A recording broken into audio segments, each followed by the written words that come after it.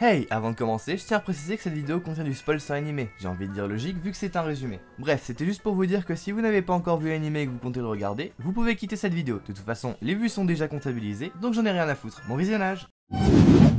Salut à toutes et à tous, je m'appelle Flipkart Bluff et j'adore les animés ainsi que tout ce qui touche à la culture japonaise. Simple, rapide, efficace comme présentation. Oui, ça me paraît important de me présenter puisque vous m'avez jamais vu sur YouTube. J'ai envie de dire c'est logique. Bref, je commence tout de suite avec un concept que j'ai sobrement nommé En Bref, à ne pas confondre avec la série Bref bien sûr. Ce concept va consister en un rapide résumé grossier de différentes œuvres en tout genre. Que ça soit des animés, des mangas, des jeux vidéo, des films, des séries, bref, peu importe, n'importe quoi du moment que ça touche à la culture internet. Tout ça pour but de vous faire découvrir des choses et de vous faire passer un bon moment. J'ai envie de dire si je peux vous faire apprendre des choses en même temps que vous faire rire, j'ai réussi ma mission. Alors j'ai ce concept mais je ferai évidemment plein d'autres trucs plus poussés, mais en attendant, on résume Sword Art Online le plus vite possible. Alors au début on est projeté dans un monde qui se passe à peu près à notre époque en 2022. Un jeu de type VR MMORPG, et Dieu sait que j'ai pris beaucoup de temps à prononcer ce mot, vient tout juste de sortir. Ce jeu se nomme Sword Art Online et vous l'aurez deviné, c'est le nom d'animé. Évidemment la hype est complète puisque ce jeu utilise une technologie très spéciale nommée le Full Dive. Le Full Dive, qu'est-ce que c'est? C'est une VR vachement augmentée, vachement améliorée, puisqu'elle implique les 5 sens. L'odorat, la vue, le toucher, peu importe, vous contrôlez votre corps dans le jeu comme vous contrôleriez votre corps dans la réalité. Cette technologie fonctionne avec un casque nommé le Nerve Gear. Un jeu comme ça qui permet une immersion vraiment complète, je pense qu'on est d'accord pour dire que ça aurait fait un vrai carton pendant le confinement. Bref, trêve d'explication, à ce moment-là on va rencontrer Kirito, le personnage principal de Sword Art Online. Kirito fait partie des bêta-testeurs, donc il possède déjà le jeu et s'y connecte directement. Je vous avoue que j'aurais fait pareil, mais c'est pas vraiment le sujet. Bref, une fois dans le jeu, Kirito va faire la rencontre de Klein, un fan de jeux vidéo qui ne connaît absolument rien à Sword Art Online. Forcément, comme la plupart des joueurs, il fait pas partie des bêta-testeurs. Kirito ayant fait partie des bêta-testeurs connaissait déjà plutôt bien le jeu, donc il va lui apprendre les bases, en commençant par un exemple qui est de chasser du sanglier. Bon écoutez, on a tous commencé quelque part. Après c'est vrai que ça doit être plus compliqué de contrôler notre corps dans un jeu vidéo avec notre corps en fait, qu'avec une manette. Ou clavier-souris parce que je suis team clavier-souris et que je vous emmerde si vous n'êtes pas content.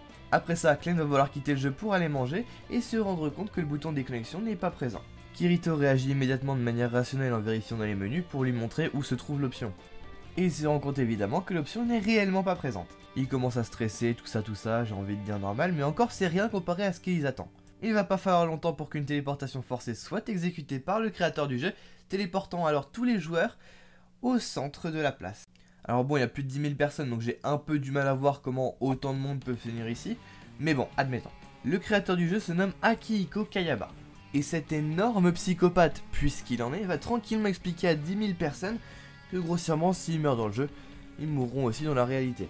Et ce, la tête explosée littéralement comme si elle avait été mise dans un micro-ondes. Et que le seul moyen de se sortir vivant de ce jeu, c'est de terminer les 100 paliers et de vaincre le boss final. Évidemment, c'est pas drôle si c'est aussi facile que ça. Si quelqu'un tente de retirer le casque dans la réalité, celui-ci mourra de la même manière que s'il avait perdu. Un tantinet violent, je sais. Bref, c'est donc le 6 novembre 2022 que plus de 10 000 joueurs vont se retrouver coincés dans le monde de Linecrad. Kirito propose donc immédiatement à Klein de se rendre au prochain village pour récupérer le plus de loot possible. Celui-ci refuse la proposition étant donné qu'il a promis à ses amis de faire le jeu avec eux. Bon, à partir de là, comme je vous l'ai expliqué, Kirito il a déjà pas mal d'expérience dans le jeu, en plus ça c'est un joueur solo, il va directement se rendre au prochain village comme il l'avait dit, pour aller récupérer le plus de loot possible, et se mettre extrêmement bien. Dans l'idée, au bout de 2 mois, plus de 2000 joueurs sont déjà morts dans le jeu. J'ai envie de dire que c'est un chiffre assez colossal pour un jeu vidéo. Kirito va alors faire la rencontre d'Asuna, à l'occasion d'une réunion entre joueurs, ayant pour but d'organiser un plan pour faire un donjon. Donjon qu'ils vont donc faire à plusieurs, et pour ça, ils vont devoir former des équipes. Des duos si vous préférez, puisque ce seront des équipes de 2. Kirito va faire équipe avec Asuna. A ce moment-là, des joueurs vont commencer à se rebeller contre les bêta-testeurs, en affirmant que ceux-ci n'auraient fait aucun effort de coopération pour aider les autres joueurs. Ceci est bien évidemment faux, étant donné qu'ils ont créé un guide regroupant différentes informations qu'ils ont regroupées pendant leur période de bêta-test. Après avoir éclaté le boss du donjon, Kirito va commencer à se faire appeler l'épéiste noire, pour une raison qui est simple, c'est qu'il va équiper une cape qui va devenir emblématique du personnage. Après ça, il va devenir de plus en plus fort et rejoindre sa première guilde, les chats noirs du clair de lune. Bref, dans cette guilde, il y a une membre très jeune et très peureuse qui grossièrement a très peur de la mort. Ce qui je pense est compréhensible quand tu sais que ton cerveau va éclater comme un grain de maïs au micro-ondes. Et celle-ci se sent forcée de combattre avec les autres membres de sa guilde. Attention spoiler, ils vont tous mourir dans d'atroces souffrances par la faute de Kirito. Excusez-moi ceux qui ont l'animé, oui je suis un enculé de décrire ça comme ça. Bref, après ça, Kirito, ayant beaucoup culpabilisé pour ça, va prendre la décision de commencer à aider d'autres joueurs. Par exemple, là on a une jeune joueuse qui s'est fait agresser par des mobs et qui a perdu son animal de compagnie. D'ailleurs, je commence quand même un petit peu à me demander pourquoi est-ce qu'à chaque fois que Kirito est proche d'un personnage, il s'agit d'une jeune Loli. Je pense qu'il vaudrait mieux que je me pose pas la question. Squalala! Bref, Kirito va l'aider à récupérer son animal de compagnie, et pour ça ils vont devoir se rendre au palier 47, récupérer une fleur de guérison, et en chemin ils vont se faire agresser par une guilde de joueurs, ou en tout cas un groupe de joueurs, ayant pour intention de les agresser. Mais là évidemment on se rend compte de la puissance de Kirito, de la puissance même beaucoup trop puissante de Kirito. J'ai envie de dire, j'ai même pas besoin de parler, vos yeux feront le taf à ma place, les images parlent d'elles-mêmes. A ce stade, il y a deux catégories de joueurs, ceux qui préfèrent reprendre un rythme de vie normal à l'intérieur de SAO, et ceux qui sont plutôt du type de haut niveau, et qui se déterrent tous à terminer le jeu. Kirito, lui, n'abandonne pas l'idée de finir le jeu, mais se prend des petites vacances tranquilles, et même une petite vie de couple avec Asuna pendant un petit moment. Ils vont même recueillir une petite fille nommée Yui, qui n'est ni une joueuse, ni un PNJ, puisqu'elle est dotée d'une conscience quand même. Cela va rendre les personnages perplexes, et il va finalement s'avérer que Yui est l'IA qui contrôle le jeu. Celle-ci les accompagnera dans un donjon très difficile, et il sera retransformé en simple intelligence artificielle. À la grande douleur de Kirito et Asuna, qui commençaient à la considérer comme leur propre fille. Attention spoiler, on la reverra au prochain arc. Kirito va ensuite faire la rencontre du maître de la guilde la plus influente du jeu, et évidemment se battre contre lui. Alors inutile de vous dire qu'il va se faire poutrer mais d'une puissance, et ce pour une raison qui est simple, c'est que ce joueur s'avère finalement être Akihiko Kayaba, oui, le maître du jeu. Après avoir découvert ça, ils se battent à nouveau, Asuna se sacrifie pour Kirito, mais celui-ci perd quand même. Puis là j'ai envie de dire, ça va devenir récurrent dans mes vidéos, mais par la magie du scénario, Kirito revient dans le jeu et bat Akihiko Kayaba après avoir acquis des permissions d'administrateur. Ouais désolé, je sais, c'est difficile à encaisser. Après évidemment je vous rassure, je grossis l'histoire. Hein.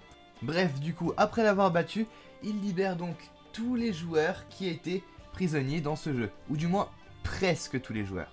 300 joueurs, dont Asuna, restent encore dans le coma. Et oui, évidemment, Asuna elle est pas morte. Voilà, j'ai envie de dire magie du scénario. Mais la raison pour laquelle il ne se réveille pas, on le verra au prochain arc et au prochain épisode si vous en voulez un. Mais bref, la raison pour laquelle j'ai choisi ce sujet pour cette vidéo n'est pas anodine. Je pense que vous avez forcément remarqué qu'en ce moment la technologie se développe de plus en plus rapidement.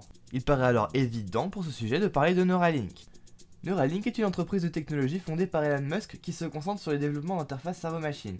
L'objectif de Neuralink est de créer des dispositifs qui permettent de connecter le cerveau humain directement à des ordinateurs ou à d'autres appareils électroniques, ce qui pourrait avoir de nombreuses applications dans des domaines tels que la médecine, la communication et l'augmentation des capacités humaines.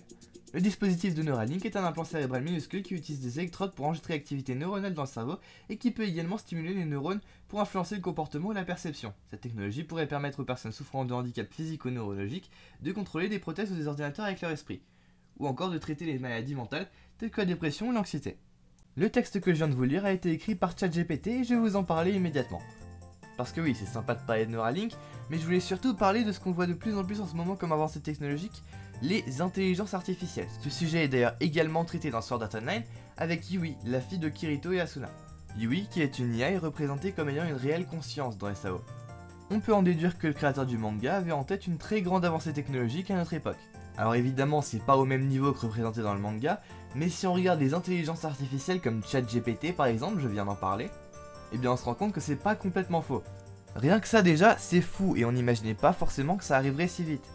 Je vais pas vous faire l'affront de vous expliquer en long et en large ce qu'est ChatGPT, mais dans l'idée il s'agit d'un site internet mettant à disposition une intelligence artificielle qui a littéralement réponse à tout. On peut lui demander ce qu'on veut, lui poser n'importe quelle question, lui dire de rédiger un paragraphe en suivant des consignes précises, il le fera sans aucune difficulté.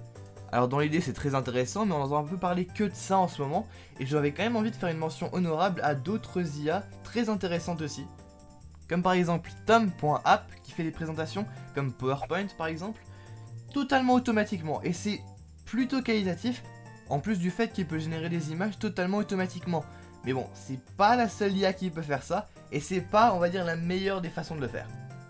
Parce qu'on a aussi par exemple Midjourney, mais celle-ci se présente sous la forme d'un serveur Discord qu'il faut rejoindre, et il suffit de taper une commande en disant globalement ce qu'on veut que ça génère, et ça le génère. Par exemple là j'ai testé en tapant les mots Sword Art Online, et voici ce que ça m'a donné. En vrai c'est pas trop mal. Alors c'est assez intéressant de voir ça, mais je vous avoue que celle qui m'a le plus impressionné, c'est encore Sundro.io. L'idée, c'est de générer totalement, genre intégralement, une musique. En gros, vous donnez juste le mood que vous voulez, la durée à peu près, et ça va vous générer un truc extrêmement quali, par exemple ça.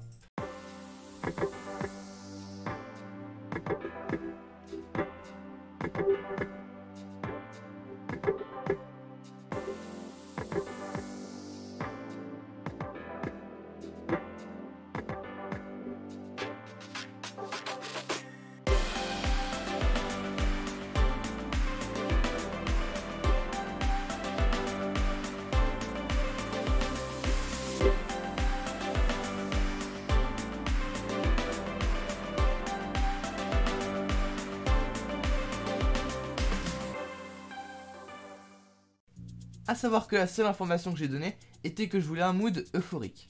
Dans l'idée, vous dites tout simplement ce que vous voulez, ça va vous en générer plein et vous en choisissez une. Ou même plusieurs, vous pouvez prendre autant que vous voulez, vous faites ce que vous voulez. Alors évidemment, des IA de bonne qualité, il y en a des tonnes, je peux pas tout vous citer ici, ça paraît évident, mais je tenais quand même à vous citer celle-ci, ces trois-là, que je trouve quand même extrêmement intéressantes, et tout simplement de faire le lien avec Sword Art Online quant aux avancées technologiques. Et évidemment, il est inutile de rappeler que Neuralink c'est fait pour les avancées de la médecine, mais n'oubliez quand même pas que tout ça, c'est pas de la science-fiction. Bref, j'espère que cette première vidéo vous aura plu, c'était Flip pour vous servir, à plus.